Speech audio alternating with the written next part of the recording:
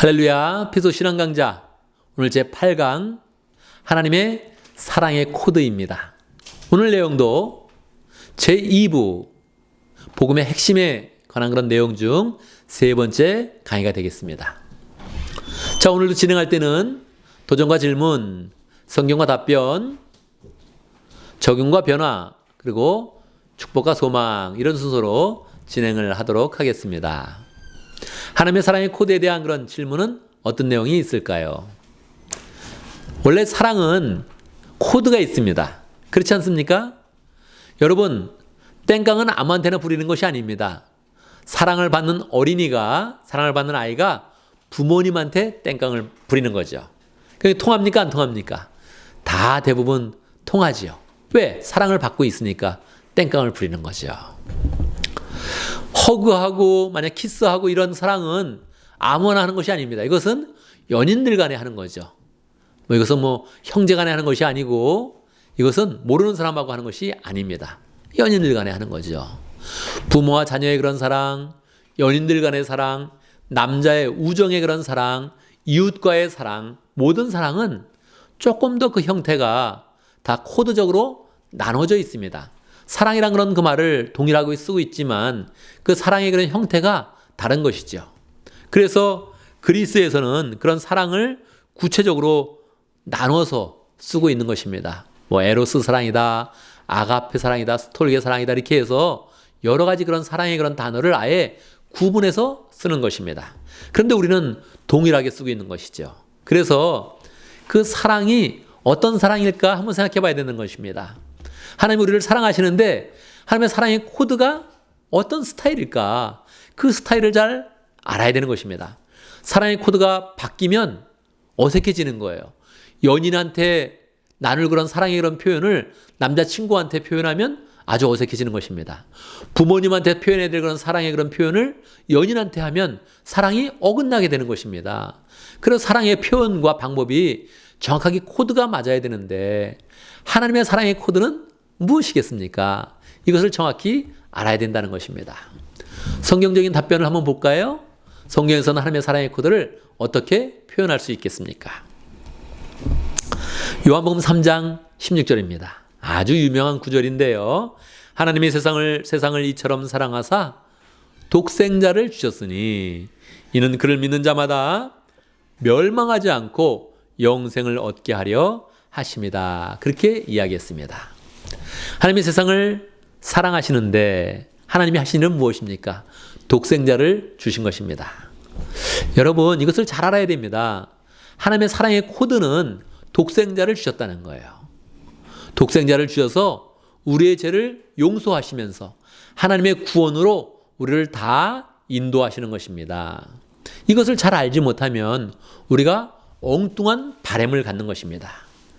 하나님이 당신을 사랑하십니다. 그렇게 얘기하면 하나님이 나를 사랑하시니까 나를 높은 지위로 인도할 거야. 하나님이 나를 사랑하시니까 이번 시험에 합격하게 할 거야. 하나님이 나를 사랑하시니까 나한테 먹을 거를 많이 주실 거야. 이런 식으로 바랄 수 있다는 거죠. 그런데 그런 것도 하나님이 하실 수 있는데 항상 근원적인 거, 근본적인 거, 또 기본적인 하나님의 사랑을 먼저 알아야 된다는 것입니다. 사도 바울은 로마서 5장 8절에서 이렇게 표현했습니다. 우리가 아직 죄인 되었을 때에 그리스도께서 우리를 위하여 죽으심으로 하나님께서 우리에 대한 자기의 사랑을 확증하셨느니라.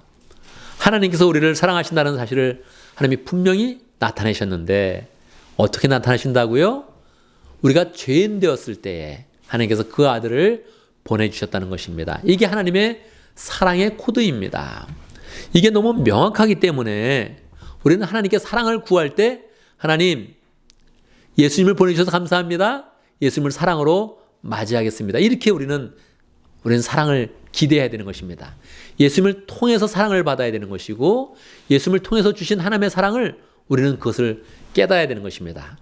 다른 방법으로 하나님의 사랑을 깨달으려고 하면 예를 들어서 하나님이 나 부자를 만들기 전까지는 하나님이 살아있다는 거 인정 못해. 하나님이 나를 사랑한다는 거 인정 못해. 이렇게 생각을 한다면 하나님이 주시려는 사랑과 우리가 받으려는 그런 사랑이 어긋나는 것입니다. 그래서 사랑이 성숙해져 가거나 발전돼 가지 않는 것입니다. 그래서 우리는 꼭 기억을 해야 되는 것이죠. 하나님의 사랑의 코드는 예수님을 통해서 오신다. 적용과 변화는 간단한 그런 내용으로 전개가 되죠. 예수님을 통해서 오시니까 하나님의 그런 사랑은 예수님을 우리가 사랑할 때 하나님을 더 사랑하게 되고요. 예수님을 받아들일 때 하나님의 영생의 은혜가 우리 가운데 있게 되는 것입니다. 하나님은 우리를 판단할 때 간단하게 보시는 거예요. 그 안에 예수님이 있나 없나. 예수님이 있으면 예수님의 의의 옷으로 덧입은 사람으로 쳐서 우리를 의롭다 하시고 우리를 구원해 주시고 하나님의 축복과 은혜를 부어주시는 것입니다. 근데 우리를 바라볼 때 그 안에 예수님이 없어요. 그러면 여기는 예수님이 없기 때문에 의로운 자가 아니요 죄인이요 사랑받을 자가 아니요 미워할 자요 구원받을 자가 아니라 멸망으로 떨어질 자다. 그렇게 하나님이 인정하신다는 거예요. 그러니까 우리는 예수님과의 그런 관계를 깊이 생각해야 됩니다. 하나님께 나가기 위해서는 항상 예수님의 사랑을 붙잡고 예수님을 마음에 모시고 하나님께 나갈 때는 예수님의 이름으로 나가고 하나님께 기도할 때도 예수님의 이름으로 기도하고 모든 것이 예수님으로 되어져 있구나 하는 것을 알아야 됩니다. 하나님의 사랑, 예수님의 사랑과 동일합니다. 예수님의 사랑을 입지 못하면 하나님의 사랑을 입지 못하고 예수님의 은혜를 입지 못하면 하나님의 은혜를 입지 못합니다. 그래서 하나님이 사랑이시라 그렇게 표현할 때도 예수님을 우리에게 보내주신 것이 너무나 명확하여서 예수님의 그런 사랑을 의미하는 것입니다. 그래서 우리는 늘 예수님을 사랑하면서 하나님을 사랑하는 그런 사람이 되어야겠습니다. 그러면 축복과 소망에서는 어떤 내용을 볼까요? 로마서 8장 32절을 한번 읽어보겠습니다. 자기 아들을 아끼지 아니하시고 우리 모든 사람을 위하여 내주신 이가 어찌 그 아들과 함께 모든 것을 우리에게 주시지 아니하겠느냐. 여러분, 순서의 차이입니다. 우리가 먼저 아들 예수님을 붙잡으면 하나님의 아들을 통해서 우리를 사랑하여 주셨으니까 우리들과 아들 예수님과 친밀한 관계를 맺으면 하나님은 우리와 친밀한 관계를 맺으십니다. 우리가 하나님이 보여주셨던 그 사랑, 아들 예수 그리스도를 온전히 마음에 모시고 그 예수님을 사랑하면 하나님은 우리에게 아들을 주신 분이기 때문에 그 아들과 함께 모든 것을 주시겠다고 우리에게 약속하는 것입니다. 순서의 차이예요. 아들을 먼저 사랑하면 모든 하나님의 축복을 받을 수 있는데 내가 예수님은 빼놓고 하나님의 그냥 사랑을 받겠다고 하거나 예수님을 빼놓고 내가 그냥 축복받는 사람이 되겠다 이렇게 마음을 먹으면 순서가 바뀌었으니까 하나님의 그런 사랑을 구하여도 하나님은 우리를 언짢아 하시고 우리를 좋게 보지 아니하시고 우리를 조건이나 바라보는 그런 수준 낮은 사람으로 바라보시고 우리에게 하나님의 사랑을 부어주지 않는다는 것입니다. 그래서 우리는 항상 복음의 핵심 하나님의 사랑이 예수 그리스도를 통해서 오신다. 이것을 알고 내가 하나님을 사랑한다면 반드시 예수님을 사랑하고 예수님의 이름을 부르며 예수님의 이름으로 기도하며 늘 하나님께 나가서 하나님의 그런 사랑이 예수님을 통해서 풍성히 임하고 그 사랑 가운데 승리하는 그런 생활을 하기 바랍니다. 감사합니다.